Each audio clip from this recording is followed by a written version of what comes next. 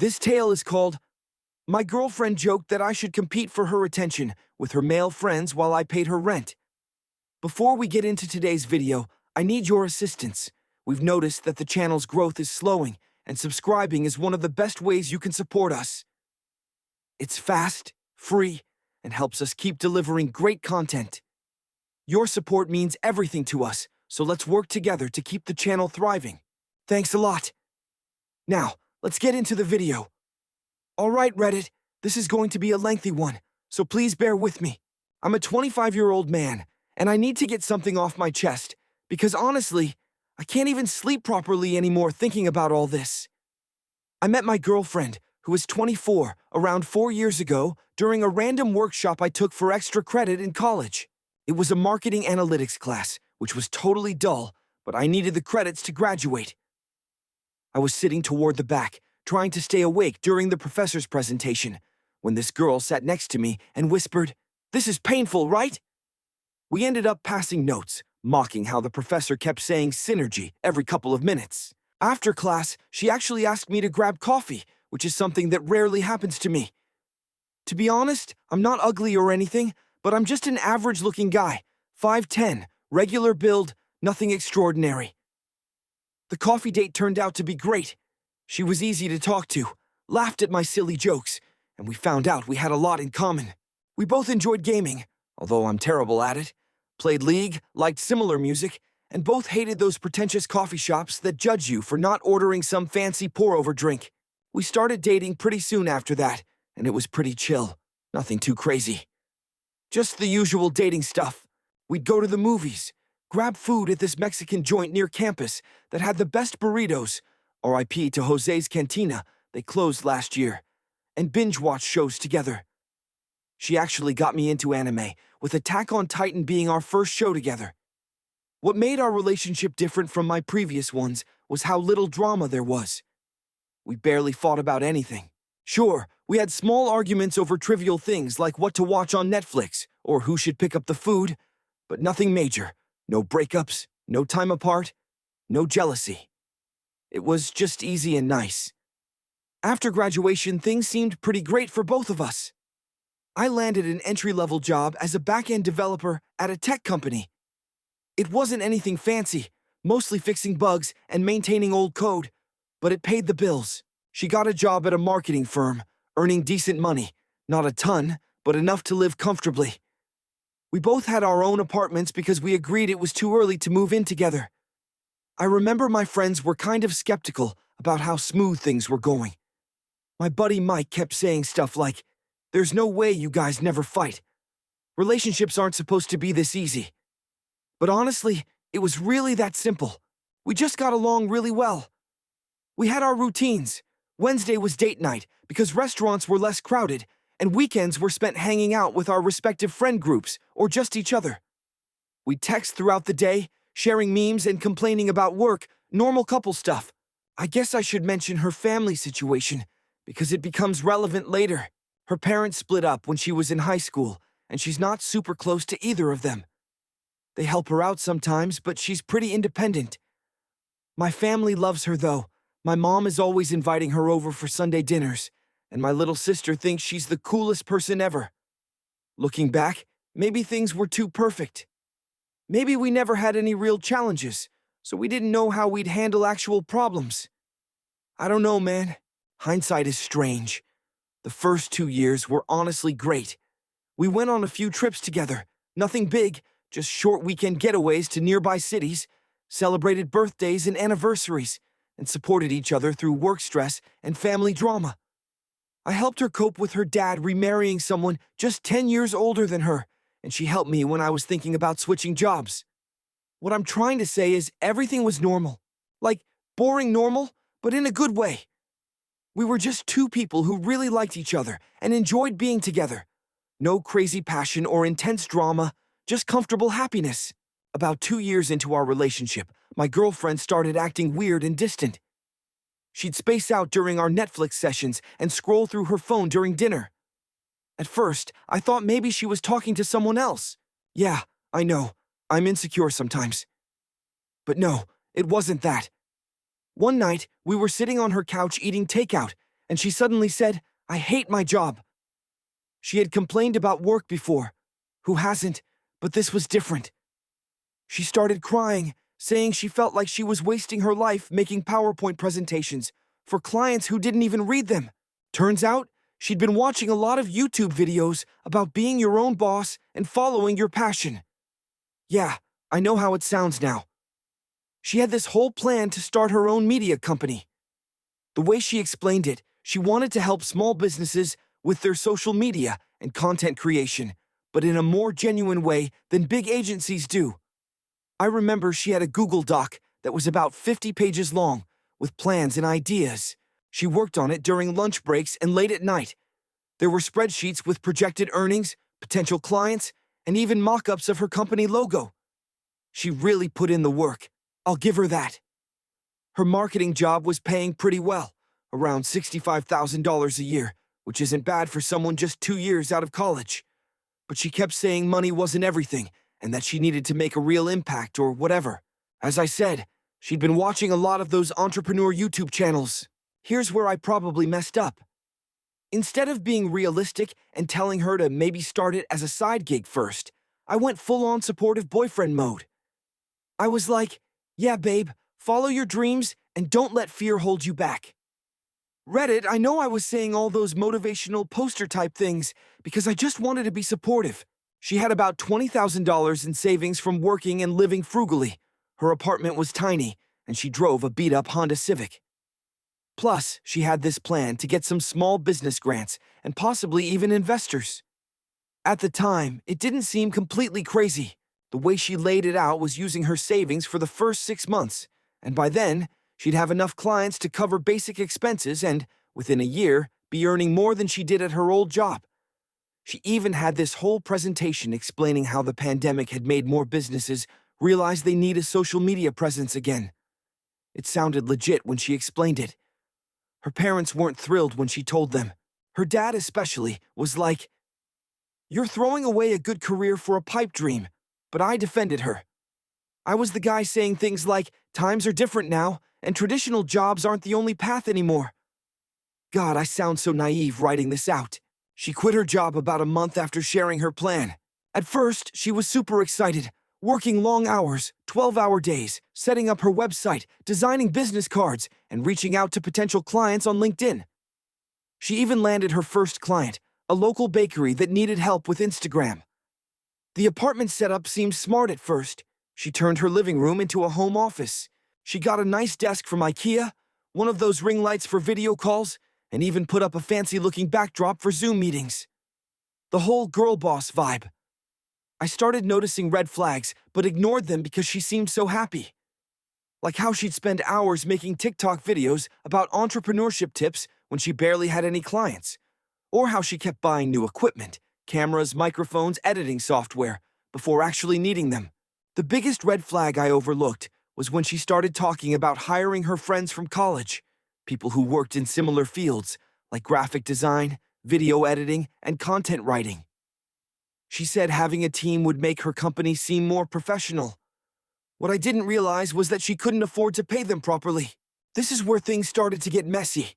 About 8 months after my girlfriend started her company, I noticed she wasn't posting as many hustle life stories on Instagram anymore. She used to post daily motivational stuff and behind-the-scenes looks at her growing empire. Ugh, I'm cringing writing that now. The bakery client was still with her, and they were actually doing pretty well. Their Instagram followers went from 500 to 15,000, and they were getting real customers from social media.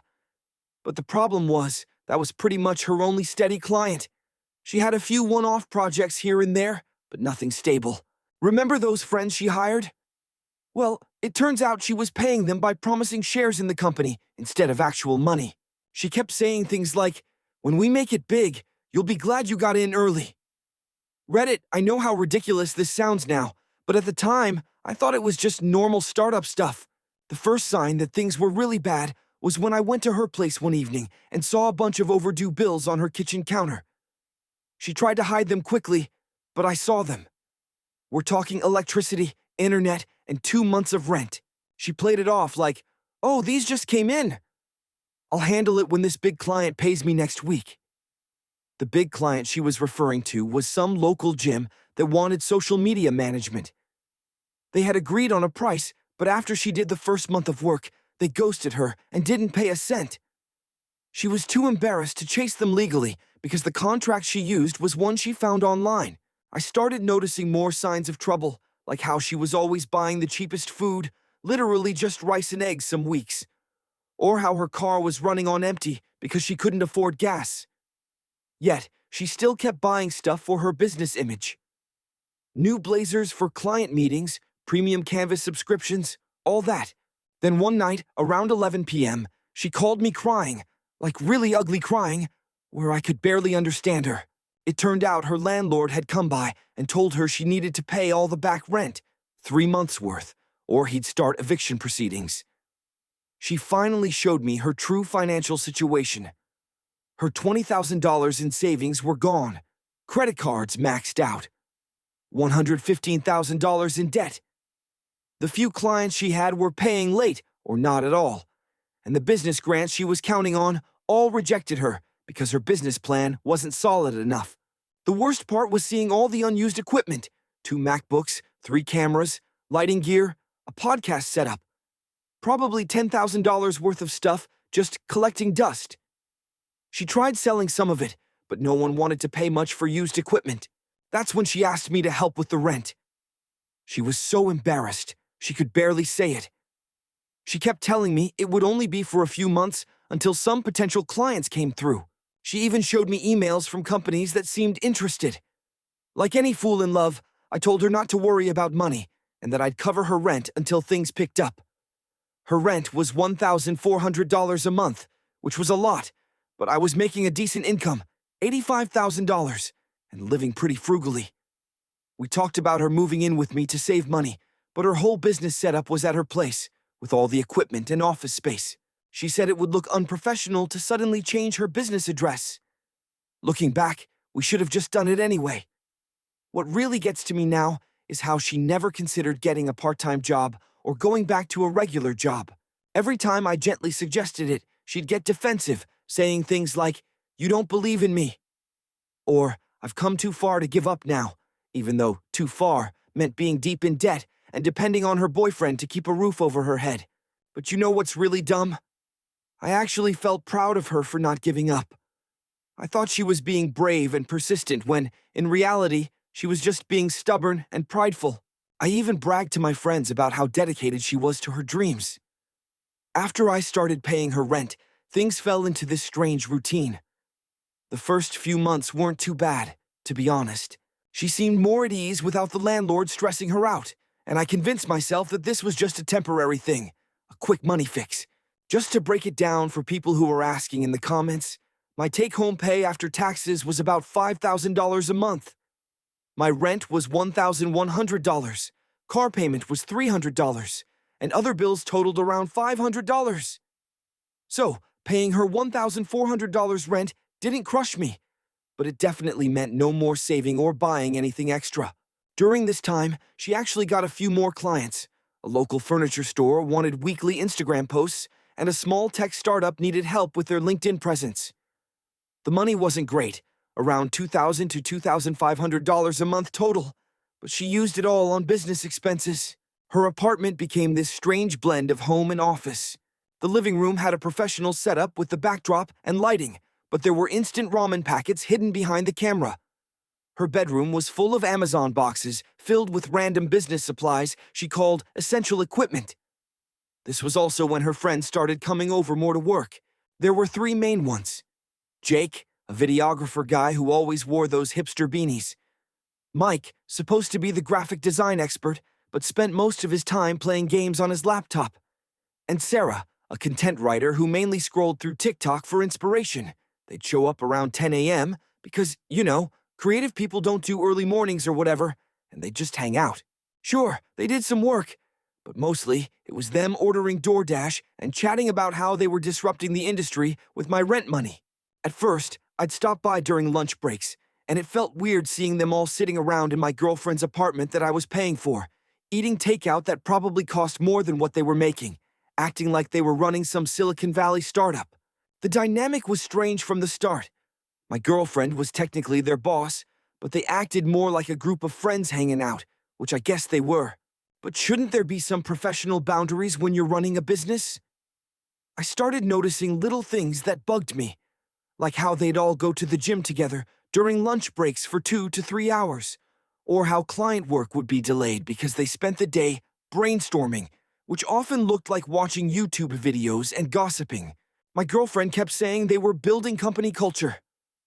Reddit, I wish I was making this up. She kept using these phrases she picked up from business podcasts and using them all wrong, like calling their group chat a digital workspace ecosystem. The money situation didn't improve, but it became the new normal. Every month, I'd transfer the rent money to her account, and she'd promise it would be the last time she'd need help. Rinse and repeat. I stopped asking about her business finances because I didn't want to fight. My friends tried to warn me. My buddy Chris straight up told me I was being used, but I kept defending her, saying things like she's investing in her future, and sometimes you have to support your partner's dreams.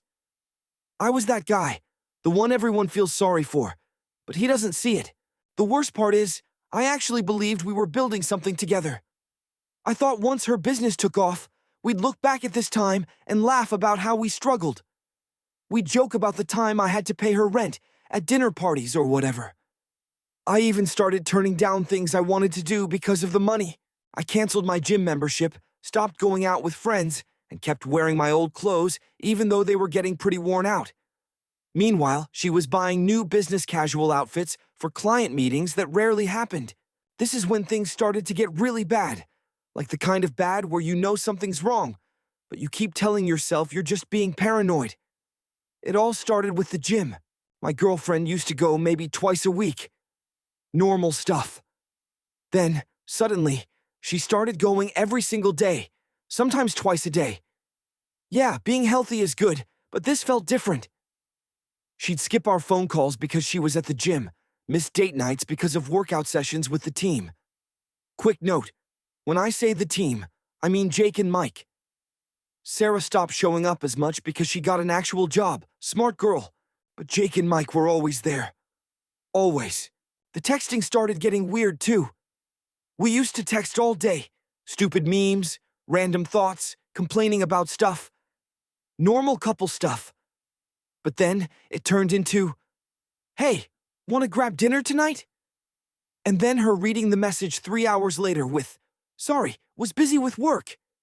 Meanwhile, she was posting Instagram stories of her and the team doing workout challenges or whatever. Yeah, it really looked like work stuff. The worst part was we went from seeing each other almost every day to maybe once a week. And when we did meet up, she was always checking her phone or talking about what Jake said about this or what Mike thought about that. It felt like I wasn't even there. I tried talking to her about it, being super careful not to sound controlling. The conversation went something like this. Me. I feel like we haven't been spending much time together lately. Her. I'm trying to build a business here. You said you supported me. Me. I do. But. Her. Then why are you making me feel guilty about working hard? That was pretty much how every conversation went. She'd turn it around so that somehow I was the bad guy for wanting to actually spend time with my girlfriend. Fun, right? Then there was this weird competition thing that started happening. If I said I had a rough day at work, she'd immediately talk about how much harder it is to run your own business. If I mentioned being tired, she'd go on about how she'd been up since 5 a.m. doing CEO stuff, aka making TikToks about being a CEO. The phone thing got really bad too. She'd ignore my calls, but I could see her active on Instagram, liking and commenting on her friends' posts. When I called her out on it, she'd say stuff like, "Social media engagement is part of my job," or "I'm networking." One time, I was looking at our old photos and realized we hadn't taken a picture together in about 2 months. Yet, her Instagram was full of pics with Jake and Mike at the gym, at coffee shops, working, at networking events. Always tagged with hashtags like Charcher Entrepreneur Life. Building an empire. Teamwork. The final straw came when she forgot my birthday, completely. No text, no call, nothing. I saw on her stories that she spent the whole day doing a team building exercise, aka going hiking with Jake and Mike. When I brought it up the next day, she was like, "OMG, babe, I was so busy with work." She tried to make it up by ordering me a cake 3 days later from the bakery that was her first client, that she still wasn't paying full price, by the way, and posted a picture of the cake on her business account with the supporting small business. She didn't even tag me in it. I started dreading checking her social media. It was always some new post about grinding or hustling with these guys while I was sitting at my actual job that was paying her rent. But hey, at least she looked good in the pics, right? Quick background for this part. We hadn't seen each other for 5 days. No calls, barely any texts, just her posting constant Instagram stories about the grind and whatever. I was getting pretty fed up. Honestly, I decided to leave work early last Saturday, told my boss I had a migraine, and went to surprise her at her place. Looking back, maybe I should have just gone home and played video games instead. I got to her apartment around 2 p.m. Keep in mind, I was literally paying for this place. The rent check had my name on it. But when I rang the bell, Jake opened the door. The dude wasn't wearing a shirt. Apparently, that's how they work now. He gave me this look like I was some door-to-door salesman interrupting their important business meeting. The apartment was a mess. Empty energy drink cans everywhere, takeout containers, and gym bags scattered around. Real professional workspace they've got going there. The backdrop and ring light for client calls were still set up, but there's literally... I walk into the gym to find equipment scattered around, and there she is, my girlfriend, sitting at her desk in workout clothes at 2 p.m. on a workday. She looks caught off guard to see me, but it's more of a shocked reaction, like bumping into someone from high school you were hoping never to cross paths with again. Our conversation goes like this. Me: "Hey, I thought maybe we could get some fresh air. Haven't seen you all week."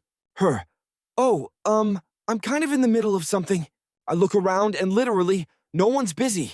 Mike's playing League on his laptop. I can see his screen. And Jake's just scrolling through his phone, doing some odd stretches. Me: "Looks like you're not too busy. Come on, it's a nice day out." She actually starts to get up, and for a moment I think this might not be so bad. But then Jake chimes in. "Jake, leaving already?" The boss has to put in the same hours as the employees, right? He gives this weird laugh. At that moment, I'm holding myself back from saying something dumb, like asking who he is to talk about hours when he's been flexing in the mirror for half the day. But then my girlfriend, who I'm paying rent for, says, "Her, maybe I should stay if you want my company so badly." And they both burst out laughing like it's the funniest thing ever. Mike's still pretending to focus on his game, but I can see the smirk on his face. I'm standing there like an idiot, watching my girlfriend basically flirt with this guy right in front of me. So I try again. Me: "We haven't spent time together all week. Your work's done for the day. Let's just go grab some food or something." That's when she looks me dead in the eyes and says, "Her, maybe you should compete for my attention with my male friends." The way she said it, the look on her face, and the fact that Jake and Mike were both trying not to laugh, it just snapped something inside me. I grabbed my jacket and said, "Me, you can enjoy their company while I go have some fun after slaving away all week to pay your rent." The room went dead silent, like you could hear Mike stop clicking his mouse. I didn't even look at her, just walked out. You know what the worst part is? She didn't follow me, didn't call out. Nothing. I waited in my car for about 10 minutes, thinking she might come running to apologize. But no, instead, an hour later, I get a text from her saying I was rude and disrespectful in front of her team. She told me I shouldn't have brought up the rent thing because it undermined her authority as CEO. CEO of what? A business that can't even pay its office space and is running out of an apartment that I'm paying for. I didn't respond to the text, didn't reply to any of her messages after that. I just drove home and spent the rest of the day playing Baldur's Gate 3, trying not to throw up from how angry I was. That's when I started seriously thinking about just walking away from all of it. Her, the whole situation, just being done. The weekend after I walked out was probably the longest of my life. I just sat in my room with my phone on silent, trying to process what had just happened. She kept texting me. Her, "You're being childish. We need to talk about your behavior. The team feels uncomfortable now. You're not supporting my dreams." The team? You mean the two guys who sit around her apartment all day, doing nothing while I pay the bills? I even screenshot her messages, knowing that one day I'd want to look back at them to remind myself I wasn't the crazy one. Here are a few more gems. Her. A real boyfriend would understand the pressure I'm under. Her. Jake said what you did was really toxic. You're just jealous of my success. My company is about to take off, and you're trying to hold me back. Success. What success? The company made $800 last month, which wouldn't even cover half her rent. I spent Sunday going over our bank transfers for the past year. I'd given her $16,800 for rent payments, around $2,000 for emergency bills, $500 for a marketing course she never finished, and $300 for a business photo shoot. That's almost $20,000 I could have used to buy a car or put a down payment on a condo. But instead, I funded her little playhouse where she gets to pretend to be a CEO while flirting with her employees. On Monday morning, I called her landlord. A nice guy, actually. We'd talked a few times when I dropped off rent checks. Me. Hey, just wanted to give you a heads up. I won't be paying girlfriend's name's rent anymore. Him. Oh, everything okay with you two? Me. Not really. Just wanted to let you know. Him. Thanks for letting me know and for always being reliable with the payments. That was it. Simple. But my hands were shaking after the call. It felt real now. Then I did something that probably seems petty, but whatever. I made a spreadsheet of where my money had gone in the past year. Rent, bills, all the random business expenses I helped with, and added up all the hours I worked to earn that money. Then I calculated how many times she bothered to say thank you. Spoiler, not many. The next few days were weird. She kept posting on Instagram like nothing had happened. Pictures at the gym with her team, motivational quotes about pushing through obstacles, stories about leveling up her business, while I sat at my desk at work, wondering if I'd just thrown away a 4-year relationship. Wednesday came, and I got the text I'd been expecting. Her. Why's my landlord here with an eviction notice? Why haven't you paid the rent? I didn't respond.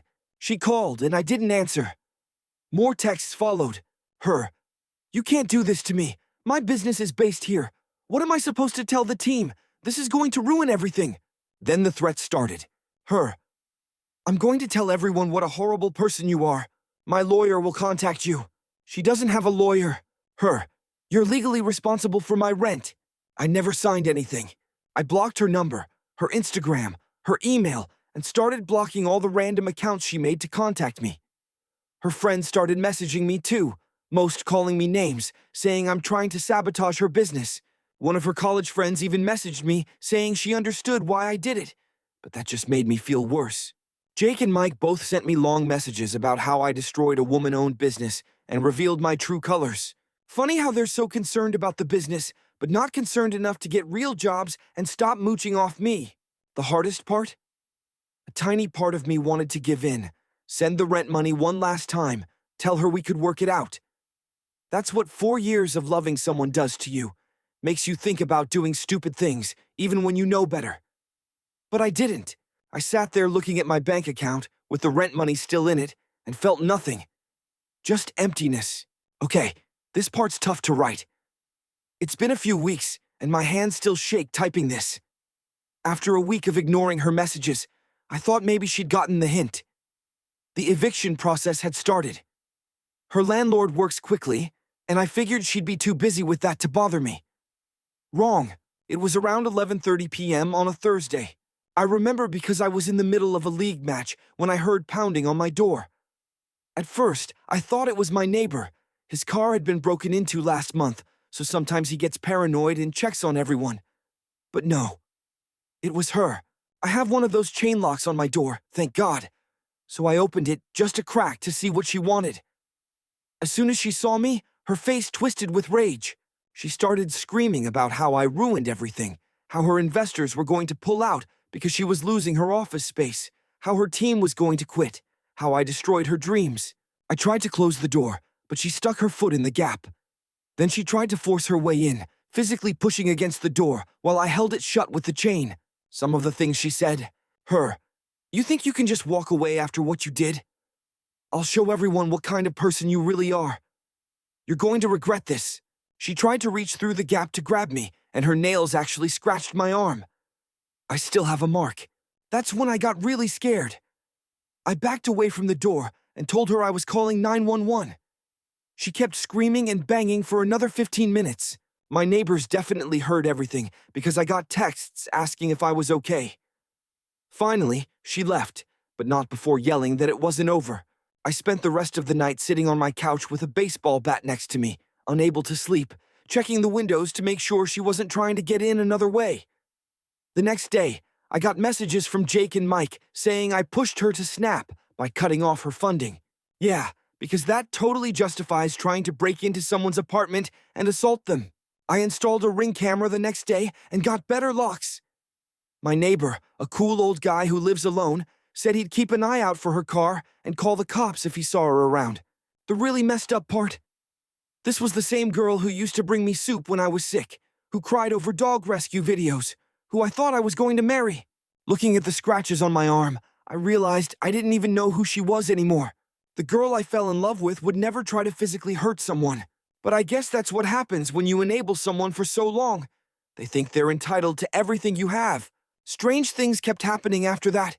Random calls from unknown numbers, fake bad reviews showing up on my work's Google page, her friends posting vague things about me on social media, and emails from new accounts telling me to watch my back. I saved everything. Screenshots, recordings from the Ring camera, pictures of the scratches, all of it. I started carrying pepper spray, too. Never thought I'd have to protect myself from someone I used to share my life with. My mom keeps telling me to move back home for a while, but I don't want to quit my job, and leaving seems like I'm letting her win, which I know sounds dumb. The worst part is that little voice in my head asking if I somehow caused this. Like, did I push her to this by cutting her off without warning? Should I have given her another chance? But then, I look at the scratches on my arm and remember how it felt being stuck behind that door, and I know I made the right choice. So Reddit, am I the jerk for not paying her rent and cutting her off? Update. Yes, I filed a police report, but they haven't done anything yet. Update 2.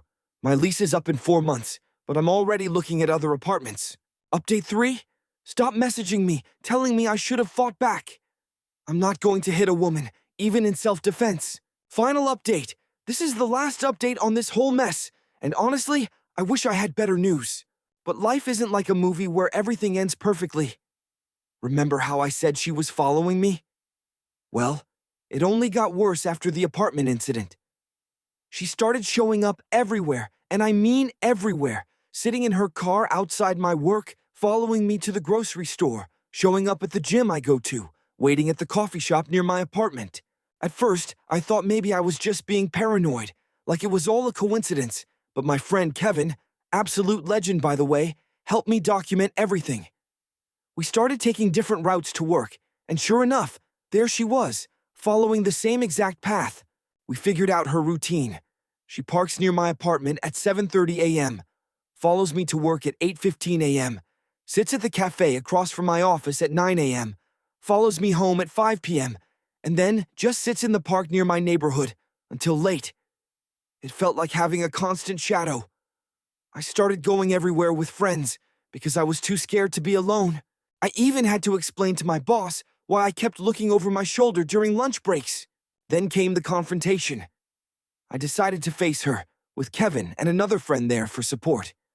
I just walked up to her car and asked what she wanted. Instead of more threats or anger, she broke down in tears, saying how sorry she was, how she messed everything up, how she'd always taken me for granted, that I was the only good man she'd ever known, and she couldn't live without me.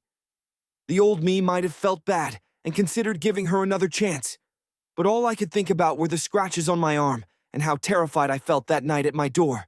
I told her flat out that what she was doing was making me feel unsafe, and that I was going to report her to the cops if she didn't stop. She didn't stop. Getting the restraining order was a whole process. I had to go to court, present all my evidence, Ring camera footage, pictures of the scratches, screenshots of threats, photos of her car following me, witness statements from friends and neighbors, and logs of every time she showed up at places. The court date was intense. She showed up with Jake and Mike, of course, trying to paint me as the controlling ex who ruined her business. Thankfully, the judge saw through their lies, especially when the Ring footage showed her trying to break in. She got arrested that day. Turns out there are consequences for invading someone's personal space and making threats. Someone bailed her out, probably Jake or Mike. But at least now I have legal protection.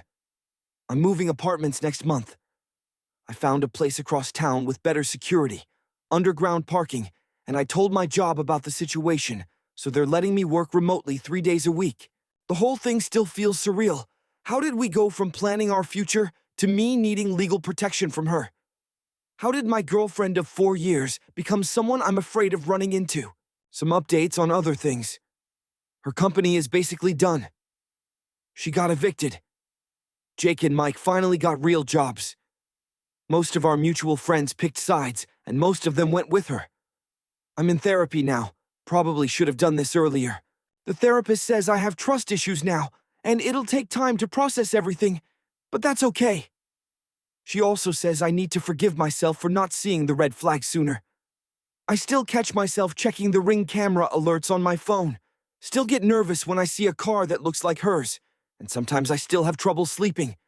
But you know what? I'm doing better. I started going back to the gym, hanging out with friends more, and even joined a D&D group. Huge shout out to Kevin for getting me into it. I haven't dated anyone new yet. I'm not ready for that. Maybe not for a long time, but I'm okay with that. To everyone who followed this story and sent their support, thank you. Writing these posts helped me process everything. And to anyone else going through something similar, get out. It doesn't get better. It gets worse. Yes, the restraining order is still in effect. No, she hasn't violated it yet. Stop asking for her company's social media. I'm not trying to start a hate mob against her. Kevin, if you're reading this, you're the real MVP, bro.